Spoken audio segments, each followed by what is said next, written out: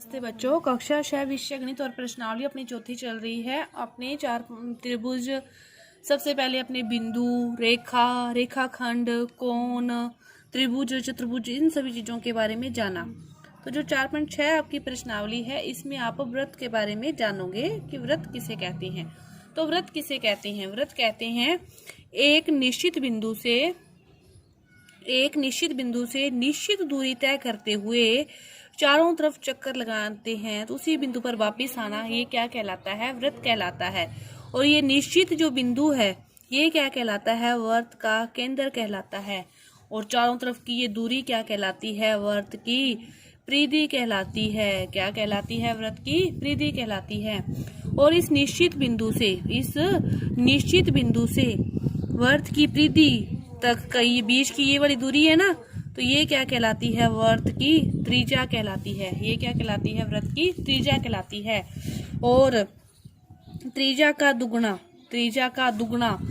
क्या कहलाता है? वृत्त का व्यास कहलाता है। त्रिज्या का दुगुना वृत्त का व्यास कहलाता है। निश्चित बिंदु केंद्र, चारों तरफ की दूरी परिधि, ये त्रिज्या का दुगुना व्यास। और वृत्त की परिधि पर स्थित किन्हीं भी दो बिंदुओं को मिलाने वाला रेखाखंड, ये क्या कहलाता है? जीवा कहलाता है। ये क्या कहलाता है? वृत्त की जीवा कहलाता है। और एक बात और कि ये वृत्त है, ये आपके पास केंद्र है और ये एक त्रिज्या है, और दो त्रिज्याओं के द्वारा ये जो क्षेत्र गिरता है, जो अपने छायांकित किया है, तो ये क्या कहलाता है? त्रिज्याखंड कहलाता है। ये क्या कहलाता है? त्रिज्याखंड कहलाता है। और जब ये वृत्त है और एक जीवा है, जीवा के अंदर का ये क्षेत्र है, ये क्या कहलाता है? वृत्तखंड कहलाता है। ये क्या कहलाता है? वृत्तखंड कहलाता है।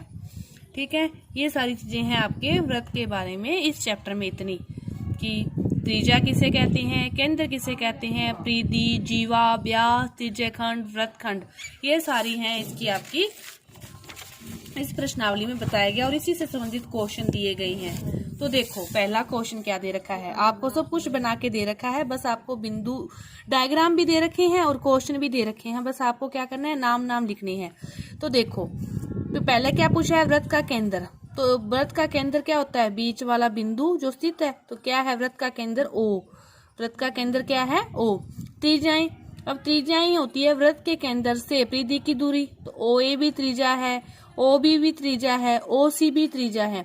तो त्रिज्याएं क्या है? ओ ए, ओ बी, ओ सी, ये सारी क्या है? वृत्त की त्रिज्याएं। व्यास, त्रिज्या का दुगुना। तो ये त्रिज्या ए ओ, ये ओ सी, इनका ये पूरा क्या हो गया? ए सी, ये क्या हो गया? व्यास। जीवा क्या हो गया? ई डी, क्योंकि किसी भी परिधि पर स्थित दो बिंदुओं को मिलाने वाला रेखाखंड, ये क्या कहलाता है? जीवा। तो ई डी क्या हो गया? अभ्यंतर में दो बिंदु स्थित, अंदर इसके वृत्त के अंदर कोई भी दो बिंदु आप लिख सकते हो, पी और ओ, ये दोनों क्या हैं? इसके अंदर स्थित है ना, बिंदु पी और ओ। पी भी अंदर है, ओ भी अंदर है। फिर वो पूछ रहा है बहिर्भाग में एक बिंदु, बाहर कौन सा दिख रहा है आपको? क्यू, बहिर्भाग में। त्रिज्याखंड मैंने कहा था कि दो त्रिज्याओं के द्वारा, तो ये दोनों त्रिज्याओं के द्वारा ये वाला क्षेत्र त्रिज्याखंड ए ओ बी, ये क्या है? त्रिज्याखंड। वृत्तखंड ई डी, ये वाला, तो ई डी के बीच का ये वाला क्या है? वृत्तखंड है। ठीक है, इस प्रकार आप इनको दर्शा सकते हो। इसके बाद देखो दूसरा क्वेश्चन क्या कह रहा है आपसे? सत्य असत्य पूछ रहा है कि क्या वृत्त का प्रत्येक व्यास उसकी जीवा होता है। अब अपने पास ये देखो, ये आपके पास कोई वृत्त है, तो ये कोई केंद्र है, ये त्रिज्या, ये भी त्रिज्या, और ये पूरा ये क्या कहलाता है? व्यास। ये आधी त्रिज्या है, ये भी आधी त्रिज्या है, त्रिज्या का दुगुना व्यास, ये पूरा क्या है? व्यास है। और जीवा की परिभाषा क्या थी? कि वृत्त की परिधि पर स्थित, कि इसकी परिधि पर स्थित किन्हीं भी दो बिंदुओं को, ये भी परिधि पर बिंदु है, ये भी बिंदु है, तो परिधि पर स्थित किन्हीं दो बिंदुओं को मिलाने वाला रेखाखंड क्या कहलाता है? जीवा कहलाता है। तो प्रत्येक व्यास उसकी जीवा होता है। सत्य है, प्रत्येक व्यास केंद्र से जाएगा, परिधि पर मिलेगा, दो बिंदुओं को मिलेगा। जीवा की परिभाषा भी यही कहती है। लेकिन इसका उल्टा दिया हो कि प्रत्येक जीवा उसका व्यास होगी, नहीं होगी। तो जीवा तो ये भी हो सकती है, ये भी हो सकती है, ये भी हो सकती है, ये भी हो सकती है, ये भी हो सकती है। तो प्रत्येक जीवा उसका व्यास नहीं होगी, लेकिन प्रत्येक व्यास उसका जीवा होता है। इसके बाद तीसरा क्वेश्चन वो क्या कह रहा है कि व्रत बनाओ और आप इनके नाम लिखो। तो ये इसी का सेम डिटो क्वेश्चन है कि ये व्रत बनाओ, केंद्र लिखो, त्रिज्या, व्यास, व्रतखंड, अभ्यंतर में बिंदु, चाप, बाहर में बिंदु, ये बना के इसके लिख सकते हो आप, चाहे ना करो तो ये वाला क्वेश्चन सेम है तीसरा। इसके बाद देखो चौथा क्वेश्चन।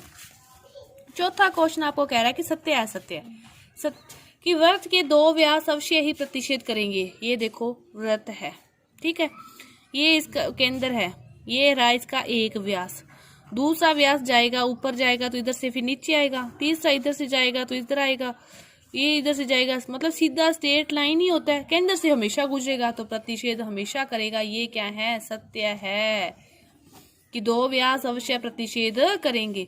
और ये क्या कह रहा है कि व्रत का केंद्र सदैव उसके अभ्यंतर में स्थित होता है।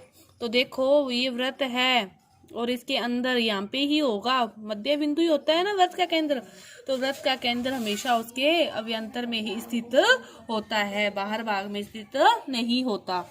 तो व्रत के बारे में ये आपकी इस पार्ट में, इस प्रश्नावली में इतनी जानकारी थी। तो ये आपकी जो प्रश्नावली थी 4.6 पूरी हुई। धन्यवाद।